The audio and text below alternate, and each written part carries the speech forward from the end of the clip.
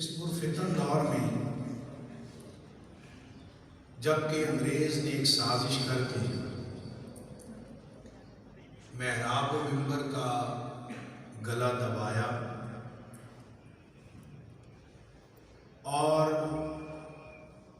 ایک ایسا معاشرہ اس نے تشکیل دیا کہ محراب و منبر محکوم بن جائے چند وڈیروں کے ہاتھوں، چند جاگیرداروں کے ہاتھوں، چند سرمایہ داروں کے ہاتھوں میں، تاکہ منبر سے حق کی آواز بلند نہ ہو سکے۔ اس دور میں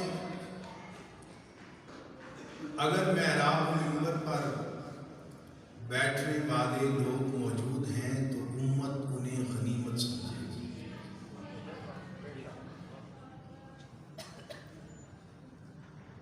یہ وہ لوگ ہیں کہ جب ملک پاکستان کا وزیر اعظم بھی رو پڑا ہے کہ میرا اس تنخواہ میں گزارا نہیں ہوتا، میری تنخواہ بڑھائی جائے، حالانکہ ایک خان صاحب ہیں، ایک آپ کی اہلیہ محترمہ ہیں اور غالباً ایک کتا اپنے گھر میں رکھا ہوا ہے، بس اتنا سا خرچہ ہے۔ خان صاحب نے کہا کہ میرا تنخواہ میں گزارا نہیں ہے، وہ وزیر اعظم پاکستان۔ ابھی آپ کے اس ڈی چوک میں اساتذہ بھی آئے، کلرک بھی آئے، ہڑتال کر دی، انہوں نے دھرنا دے دیا، ہماری تنخواہیں بڑھاؤ، ہمارا گزارا نہیں ہوتا، لیکن مصلی رسول پر جو کھڑا ہوتا ہے اس نے آج تک کبھی ہڑتال نہیں کی۔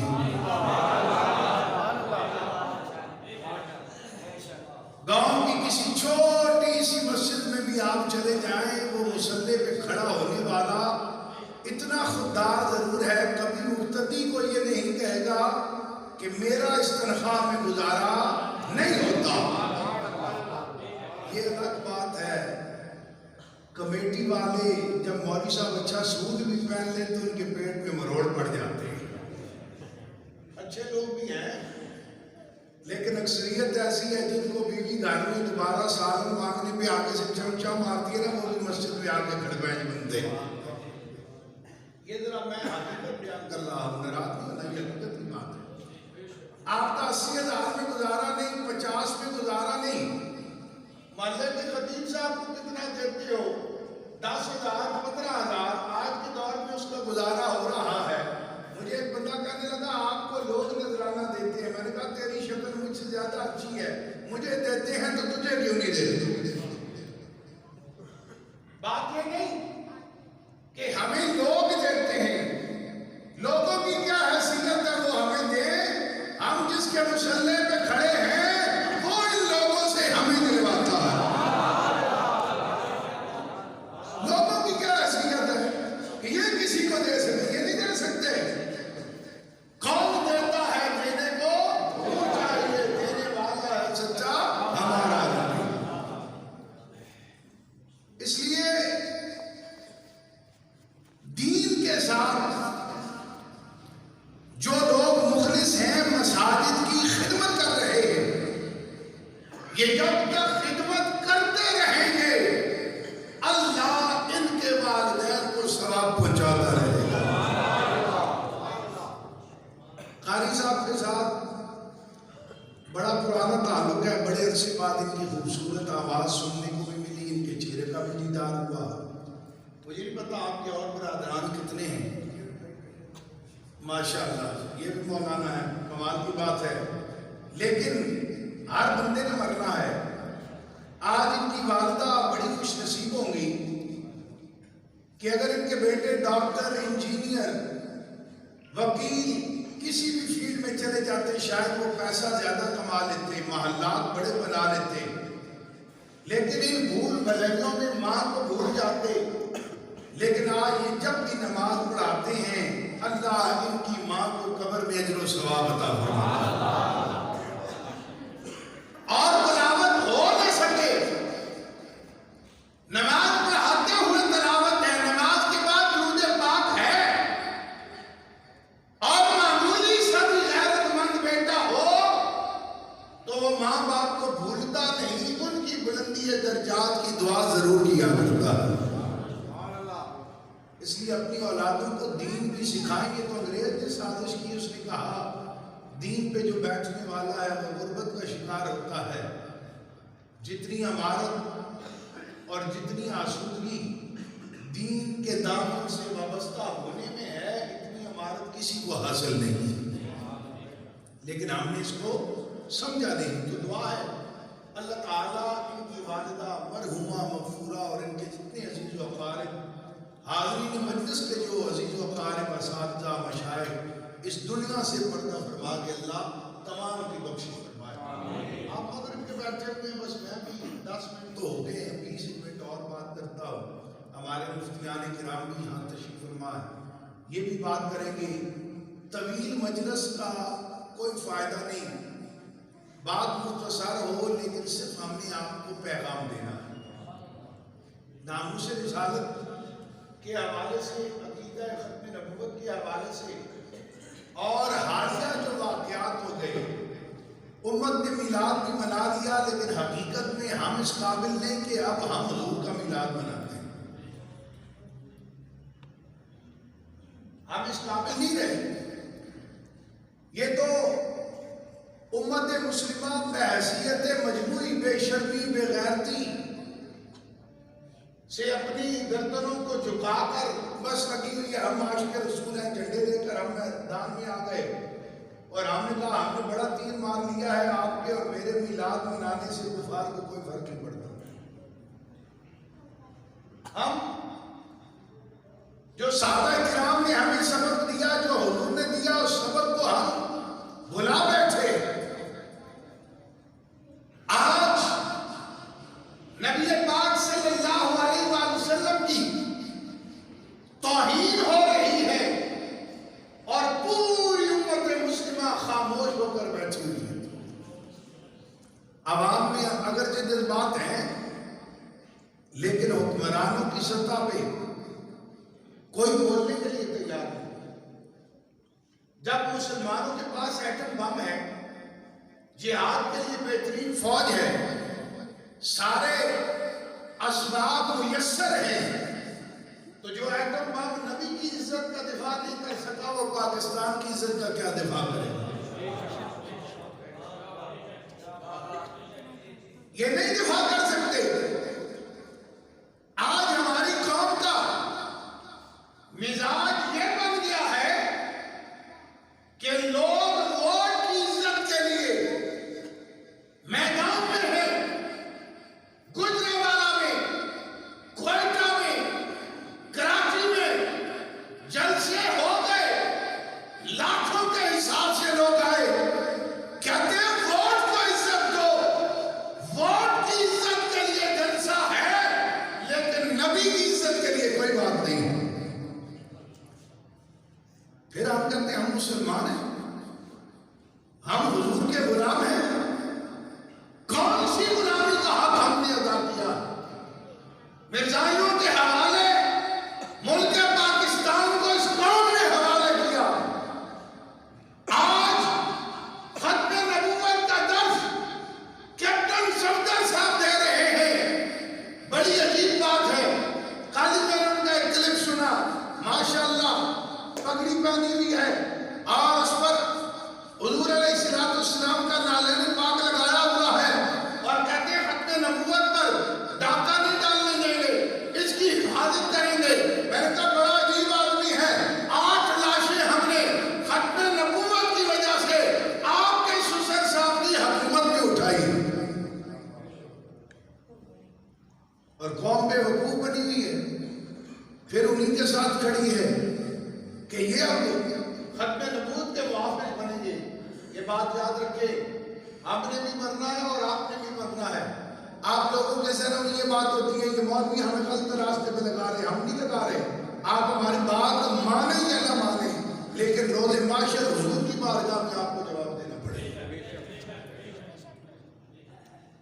ہم لوگ تو خوش قسمتی سے مسلمانوں کے گھروں میں پیدا ہو گئے, وگرنہ اسلام ہمارے حلق سے بھی ابھی تک نیچے نہیں اترا.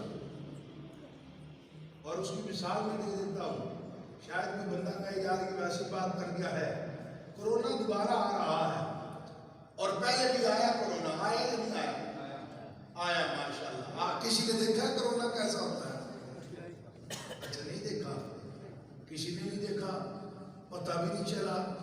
تحقیق آئی امریکہ سے، برطانیہ سے، فرانس سے، چائنا سے کہ کرونا ہے، اور آپ نے ایسا کرنا ہے، اس سے بچنا ہے۔ 100 میں سے 98 لوگ صحت یاب ہو جاتے ہیں، 2 بندے مر جاتے ہیں۔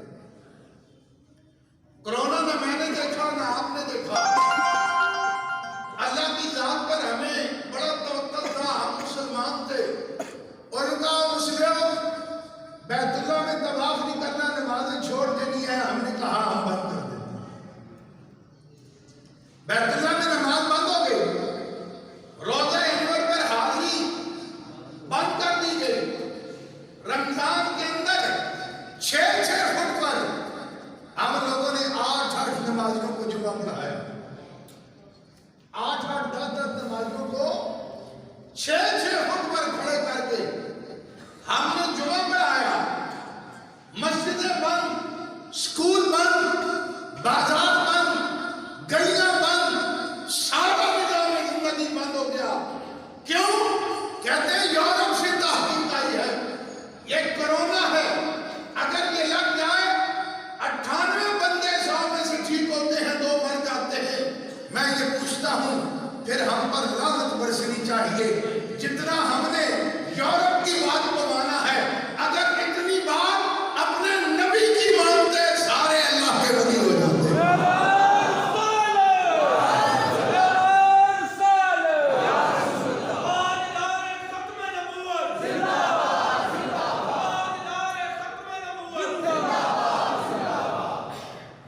کرونا سے ہم ڈر گئے، انگریز کی بات کو مان لیا، لیکن رب کا قرآن کہتا رہا لوگوں،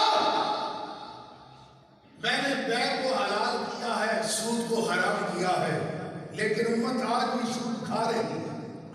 ملک پاکستان کا صدر کہتا ہے مفتی سود کو حلال کرنے کے لیے کوئی طریقہ نکالے۔ شراب ہمارے معاشرے میں پی جا رہی ہے، زنا ہمارے معاشرے میں ہو رہا ہے، قتل و غارت، چوری، ملاوٹ، جھوٹ، ہر جرم ہم کر رہے ہیں۔ نبی بتا کر گئے لوگوں قبر میں اپنے اعمال کی جوابدہی کرنی پڑے گی، عذاب برداشت کرنا پڑے گا، لیکن امت نے نبی کی بات نہیں مانی، غیروں کی بات مان لی۔ اور پھر ہم کہتے ہیں ہم حضور کے غلام ہیں، غلام کے رسول میں موت بھی ہمیں قبول ہے۔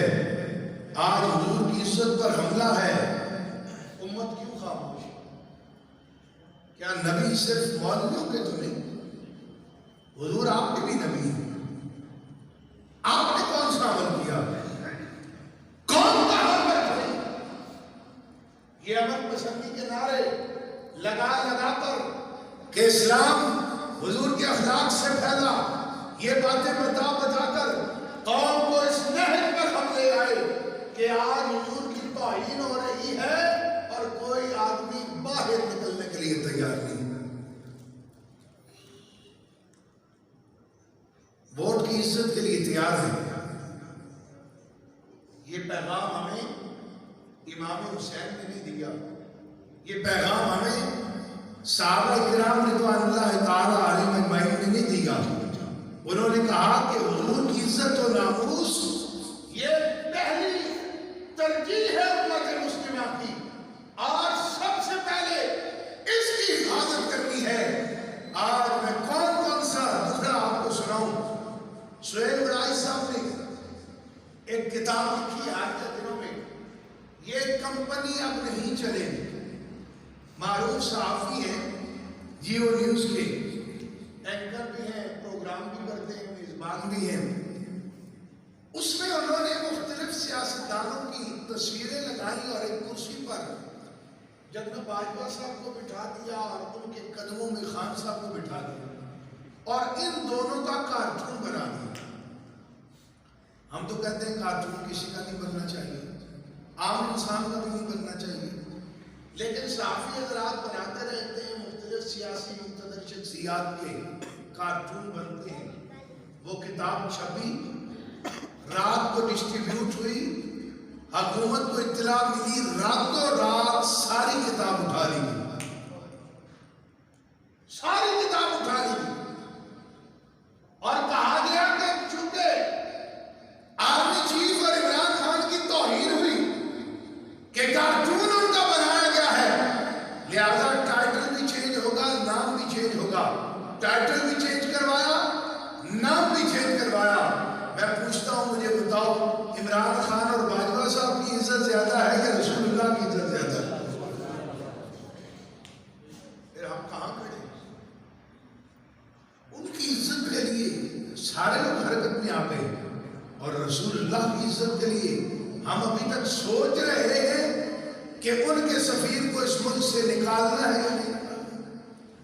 اور ہم سے زیادہ غیرتمند تو فرانس کے لوگ نکلے۔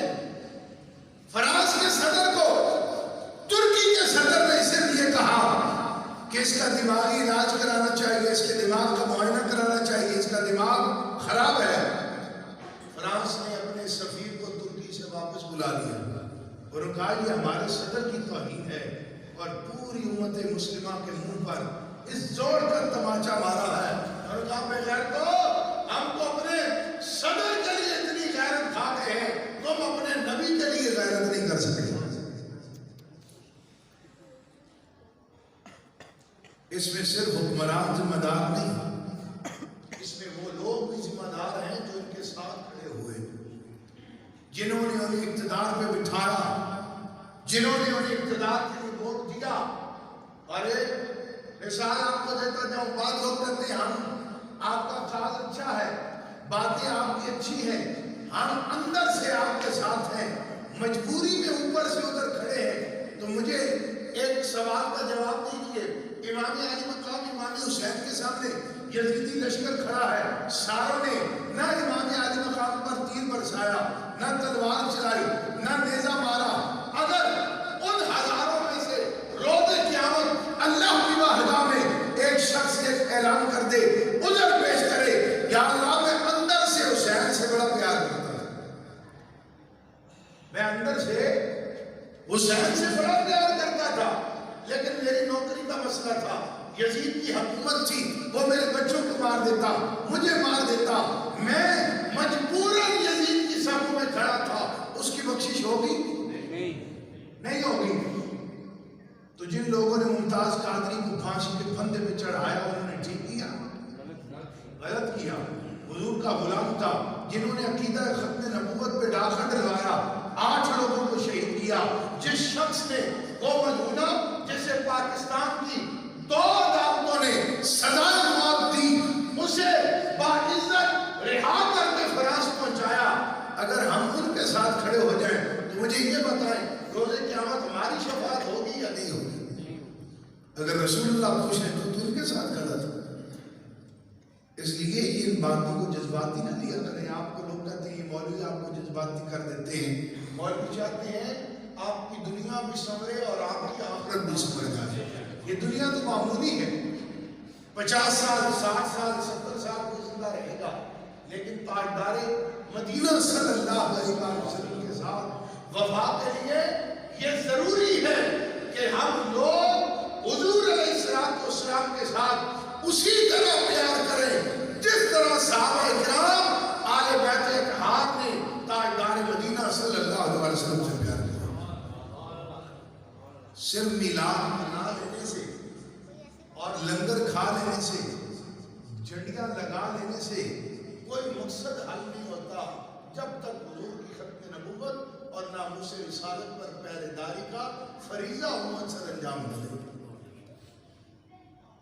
اس لیے ہمیں اپنے آپ کو بدلنا پڑے گا، اپنے اندر تبدیلی لانی پڑے گی، اپنی اولادوں کو، شاید یہ ممکن ہے اور اللہ فضل کرے اور ایسا ہو کہ میں اور آپ جو ہیں وہ ایمان سلامت لے جائیں، لیکن اگر یہی حال رہا ہماری قوم کا، ہماری آئندہ آنے والی نسلیں جو ہے وہ ایمان کی دولت سے محروم ہو جائیں۔ قادیانی جس طرح پاکستان میں تیزی سے اپنے پنجے گاڑ رہے ہیں، جس طرح وہ پھیل رہے ہیں پاکستان کے اندر، اس کا ہم تصور بھی نہیں کر سکتے۔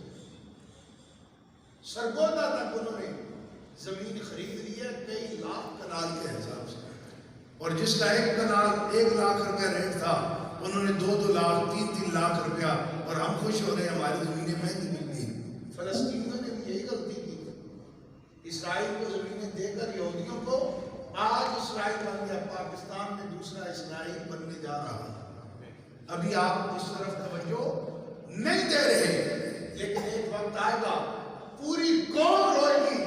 آج ضرورت اس بات کی ہے کہ اگر ہم بیدار ہو جائیں، ایک دوسرے سے مل جائیں، حضور کی عزت و ناموس کے لیے ایک پرچم کے نیچے جمع ہو جائے، تو اللہ کی قسم پاکستان کے حالات بھی سنور جائیں گے، اور ہمیں تاجدار مدینہ صلی اللہ علیہ وسلم کی شفاعت بھی نصیب ہو جائے۔ اور میلاد النبی صلی اللہ علیہ وسلم کے لیے یہ ضروری نہیں کہ بڑے خطیب صاحب آئیں، بڑے پیر صاحب آئیں تو تب میلاد ہوتا ہے۔ اور حضور علیہ السلام کے ساتھ تعلق کو مضبوط کرنے کے لیے نماز کی ضرورت ہے، نہ دولت کی ضرورت ہے، نہ بڑے خاندان کی ضرورت ہے۔ اخلاص کے ساتھ تاجدار مدینہ کو جس نے بھی پکارا ہے، میرے کملی والے آقا مولا نے اسے مالا مال فرما دیا۔ درودوں کا ایک مجموعہ ہے دلائل الخیرات شریف، اسے امام محمد بن جزوری رحمۃ اللہ علیہ نے مرتب کیا، اور اس کے شروع میں آپ اس کی وجہ لکھتے ہیں کہ یہ درودوں کا مجموعہ آپ نے کیوں مرتب فرمایا۔ آپ فرماتے ہیں میں سفر کر رہا تھا، دوران سفر نماز کا وقت ہوا، میں ایک بستی کے قریب سے گزرا، پرانا دور تھا، بستی کے باہر کنواں ہے، کنویں پر گیا کہ یہاں پر جا کر وضو کروں، نماز ادا کروں۔ آپ گئے، آپ نے دیکھا کہ کنویں میں پانی بہت نیچے، اور پانی نکالنے کے لیے کوئی ڈول موجود نہیں، رسی نہیں۔ آپ نے دائیں بائیں دیکھا، آپ نے دیکھا کہ ایک معصوم بچی کھڑی ہے۔ آپ نے ارشاد فرمایا بیٹا میں مسافر ہوں، پانی نکالنا چاہتا ہوں، ڈول اور رسی کی مجھے ضرورت ہے۔ آپ فرماتے اس بچی نے جو جواب دیا میرے قدموں تلے سے زمین نکل گئی۔ اس نے کہا بابا جی اتنی عمر آپ نے گزار دی، ابھی تک آپ ڈول اور رسی کے محتاج۔ یہ بات کہہ کر وہ کنویں پر آئی، اور کنویں پر آ کر اس نے اپنا تھوک کنویں میں پھینکا۔ آپ فرماتے پانی خود بخود اوپر آ گیا۔ میں نے وضو کیا، اس کی طرف میں متوجہ ہو گیا، میں نے کہا مجھے بتا یہ مقام مرتبہ تجھے کیسے ملا ہے؟ اس نے کہا بابا جی یہ ساری برکتیں حضور علیہ السلام پر درود پاک پڑھنے کی وجہ سے۔ حضور عمر کو نہیں دیکھتے کہ مجھ پر درود چھوٹا پڑھ رہا ہے یا بڑا پڑھ رہا ہے۔ آج باپ فخر کرتا ہے میرا بیٹا فلاں اسکول میں پڑھتا ہے، انگریزی بول لیتا ہے، فلاں پوئم آتی ہے، فلاں اداکارہ کا نام آتا ہے، فلاں کارٹون جو ہے وہ ساری سٹوری سے آتی ہے۔ کاش کبھی ہم اس بات پر فخر کرتے میرا بیٹا اذان دے سکتا ہے، میرا بیٹا درود پاک پڑھ سکتا ہے، میرا بیٹا تلاوت کر سکتا ہے، میرا بیٹا ختم نبوت پر بول سکتا ہے۔ جب امت کی ترجیحات بدل گئی ہیں تو آقا کی کرم نوازیوں کا رخ بھی پھر مڑ گیا۔ یہ نہیں کہ حضور آج کرم نوازی نہیں فرماتے، حضور کو آج بھی دل کی گہرائیوں سے اخلاص کے ساتھ پکارا جائے تو یقیناً وہ کرم نوازی فرماتے ہیں۔ بس میں اسی پر اتفاق کرتا ہوں، ٹائم کے دامن میں اتنی گنجائش نہیں کہ آپ حضرات مغرب کے تشریف فرما ہیں، اب تو ٹھنڈ بھی ہو گئی ہے۔ میں آپ کو بھی سلام عقیدت پیش کرتا ہوں کہ آپ نے اتنی طویل دیر تک یہاں بیٹھے رہے، لیکن میں سمجھتا ہوں جب تک آپ بیٹھے رہے یہاں پر اللہ اور اللہ کے رسول کا ذکر سنتے رہے ہیں، سناتے رہے ہیں، یقیناً گناہوں سے، غیبت سے، بدنگاہی سے آپ لوگ بچے رہے، یہاں بیٹھنے پر آپ کو اجر و ثواب ہوگا۔ اللہ تعالیٰ میری اور آپ سب کی حاضری کو اپنی بارگاہ میں